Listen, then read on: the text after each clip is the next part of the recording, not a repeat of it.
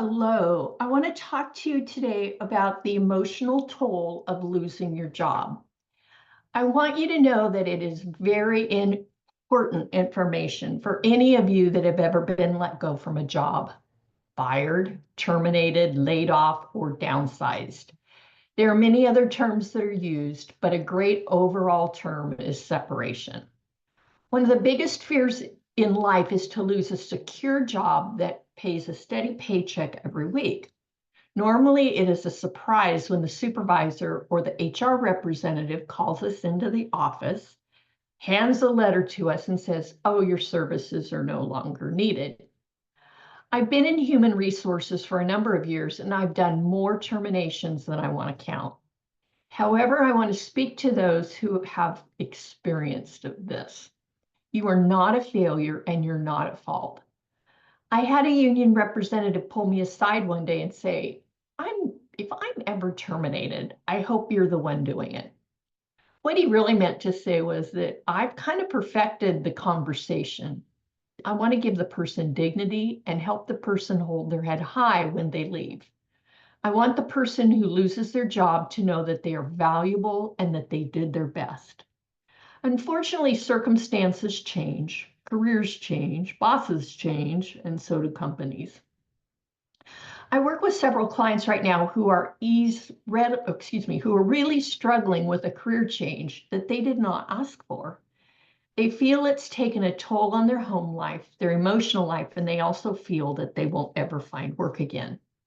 So many clients try to jump back into the workplace without allowing themselves to feel what is happening to them emotionally and to avoid addressing the hurt.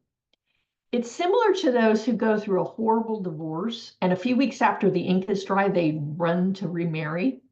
I'm not being judgmental, but it makes you wonder if there was something, if they were able to do the hard inner work to deal with the emotional patterns and issues that brought them to that point.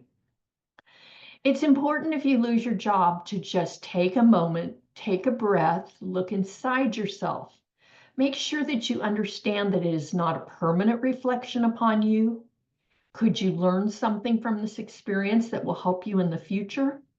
Can you review and take a look at other careers that you thought you could not transition into and find a pathway to do that now? It's important to consider what type of work you really want to do and what will make you happy.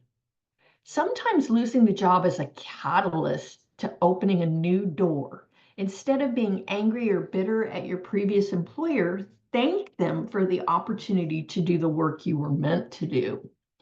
Allow yourself to dream of all possibilities. If college is involved, don't automatically decide that you can't afford it. If new skills are involved, discover resources to teach you more about those skills. If relocation is involved, be open to a new life in a new town. I work with clients that feel they are to blame, and it makes it hard for them to move on in their careers. My advice is to stop, take a breath, evaluate, and be flexible for trying new things. If you're in a job transition, go to mammothedge.com and take the life assessment. I would love to talk to you about where you are in the transition and encourage you to find a brand new path. Thank you.